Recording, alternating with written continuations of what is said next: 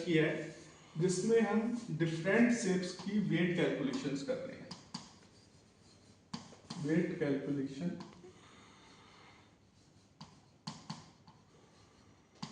Of different shapes.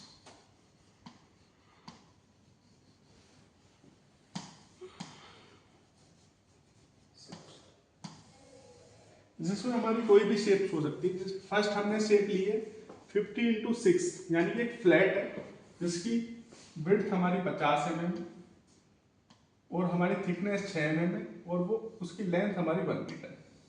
ये एक shape है, ठीक है। इसको थोड़ा सा हम 3D में बनाने की कोशिश करते हैं।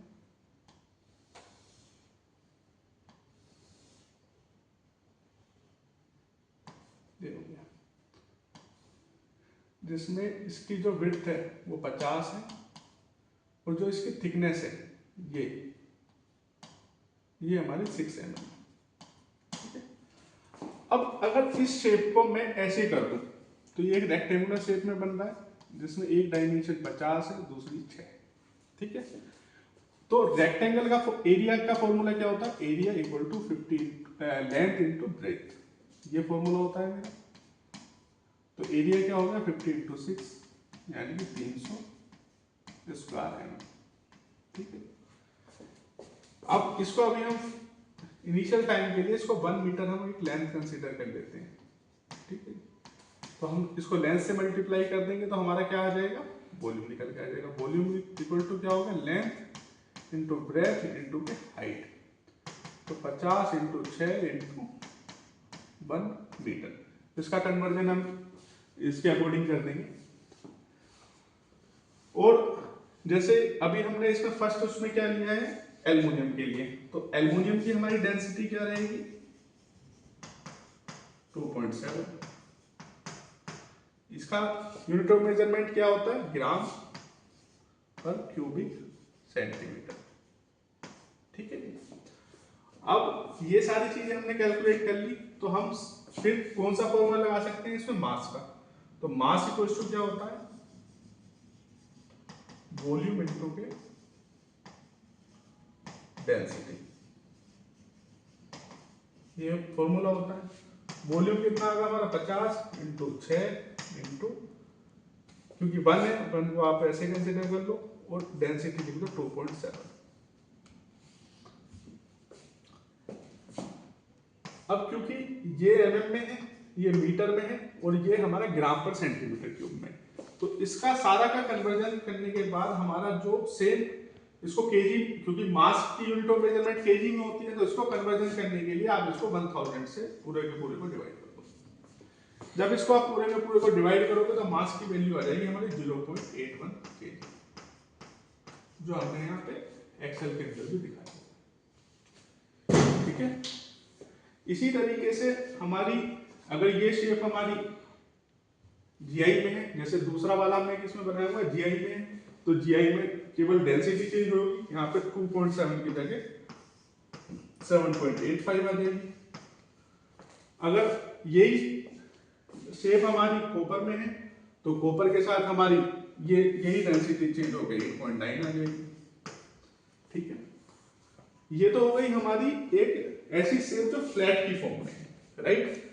अब हम बात करते हैं दूसरी शेप्स पे। दूसरी शेप हमारी क्या हो सकती है? जैसे हमारा दूसरा शेप क्या हो सकता है? एंगल की फॉर्म में। जैसे हम एंगल पे चलते हैं, नेक्स्ट पॉइंट है हमारा एंगल। जैसे एंगल क्या हो सकता है? जिसकी 2 डायमेंशन हो, एक डायमेंशन ये और एक हमारी ये, ऐसे करके ये हमारी 2 डायमेंशन उसकी हो। अब एक डायमेंशन क्या बोल रहा है? वो 50 mm, दूसरी क्या बोल रहा है? 50 mm, और जो इसकी थिकनेस है वो कितनी बोल रहा है? 6 mm। तो सबसे पहले क्या करेंगे? हम इस एंगल को ऐसे खोल देंगे। तो जब हमने इसको ऐसे खोल दिया तो 50 ही हो गया, 50 ही हो गया, और ये 6 mm ऐसे हमने 1 मीटर लेंथ की ये बना दी। तो ये कितना होगा? 100 mm हो गया, 50-50, और इसकी थिकनेस कितनी है? 6 mm हो गई, और लेंथ इसकी 1 मीटर हो गई, और एंगल की भी डेंसिटी जो होती है हमारी वो भी 7.8 होती है, 7.85, ठीक है। अब फिर इसको इस वाले पार्ट पे आप इसको 100 और 6 mm इसकी हाइट हो गई ऐसे। इसको अगर मैं 2D में बना लूँ तो फिर ये रेक्टेंगुलर शेप में आ गया। तो फिर हम अपना फॉर्मूला लगाते हैं, mass equal to volume into density. तो मास वॉल्यूम कितना हो गया, यानी कि 100 into 6 sorry 100 into 6 into 1 into 7.85 और डिवाइडेड बाय 1000। तो जब हम इसको कैलकुलेट करेंगे, मैंने आपको बताया ही था 1000 को हम 1000 से डिवाइड क्यों कर रहे हैं। तो जब हम कैलकुलेशन इसको करेंगे तो ये हमारा 4.7 kg पर मीटर वेट इसका आ जाएगा।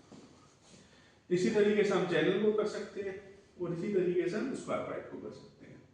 अब आते हैं दूसरी शेप्स पे, रोड पे। अगर हमारी कोई रोड हो, एमएस की कोई रोड है, तो उसको हम कैसे कैलकुलेट करेंगे। कोई हमारी सॉलिड रोड है, एमएस की भी हो सकती है, वो एल्युमिनियम की भी हो सकती है। ये हमारी रेक्टेंगुलर और स्क्वायर सॉरी ये हमारी सर्कुलर शेप में एक रोड है, जिसका ओडी जो है, ये ओडी है 8 mm यानी कि डायमीटर।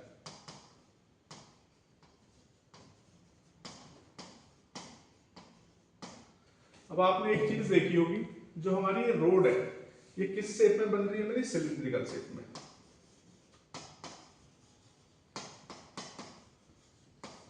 सिलिंड्रिकल का वॉल्यूम का फॉर्मूला क्या होता है, वॉल्यूम इक्वल टू 5r²h, ये फॉर्मूला होता है।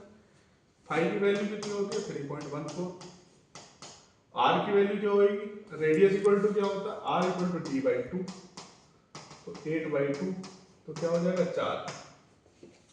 तो 3.14 इंटू 4 इंटू के हाइट, तो ये फॉर्मूला। फिर इसमें मास इक्वल टू क्या हो जाएगा हमारा, वॉल्यूम यानी 3.14 इंटू के 4 इंटू के 4 इंटू के 1 इंटू के 7.85, और जो भी आए उसको डिवाइड किससे कर देना 1000 से। तो हमारा रोड का वेट आ जाएगा 0.1 kg पर मीटर। ठीक है जी। इसी तरीके से हम angle, aluminium road, copper road, copper road के अंदर क्या होगा, डेंसिटी 8.9 हो जाएगी, तो कैलकुलेशन का मेथड सेम रहेगा। इसी तरीके से जीआई रोड का, जीआई रोड में क्या होगी, एमएससी जीआई रोड में कैलकुलेशन का मेथड सेम है, ओनली डेंसिटी हमारी 8.9 से कन्वर्ट होकर 7.85 हो जाएगी। अब आता है हमारा कंड्यूट का। अब हम कंड्यूट पे बात करते हैं। कंड्यूट का मतलब जो होलो पाइप है।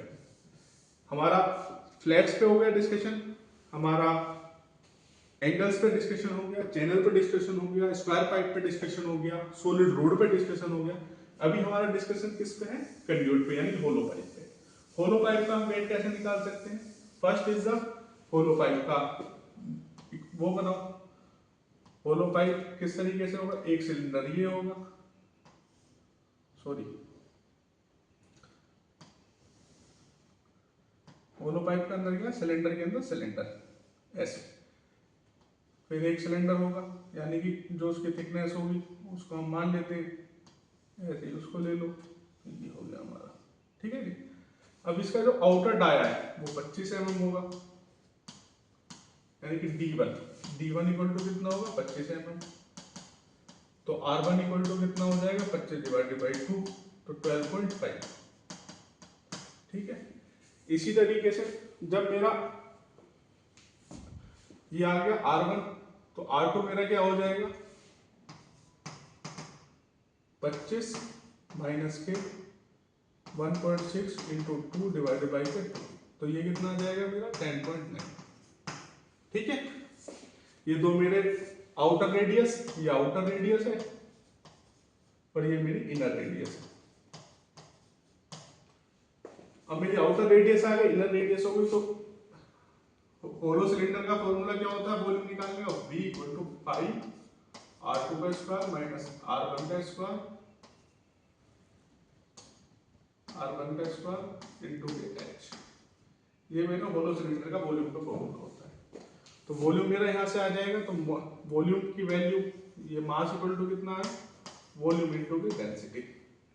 तो वॉल्यूम से जो आए वैल्यू निकल के, यानी कि फिर क्या होगा मेरा 3.14 इंटू की R2 कितना है 12.5 इंटू के 12.5 माइनस 10.9 इंटू के 10.9 इंटू के 1 इंटू के 7.85 और डिवाइड बाई 1000। तो जब आप इस फॉर्मूले को लगा दोगे तो मेरा वेट कितना आ जाएगा निकल के 0.92 kg पर मीटर। ठीक है, ये मेरे किसी भी होलो पाइप को वेट कैलकुलेट करने का मेथड है। इसको हमने एक्सेल पे भी इंपोर्ट कर दिया है, सारे डेटा को, जितने भी शेप्स हमारी यूज में आती है जनरल यूज में, उसके हमने वेट कैलकुलेशन को एक्सेल में भी कर दिया है। और ये किस तरीके से हमने इसको अचीव किया वो हमने मैथमेटिक्स के थ्रू यहाँ पे समझा देंगे। ठीक है।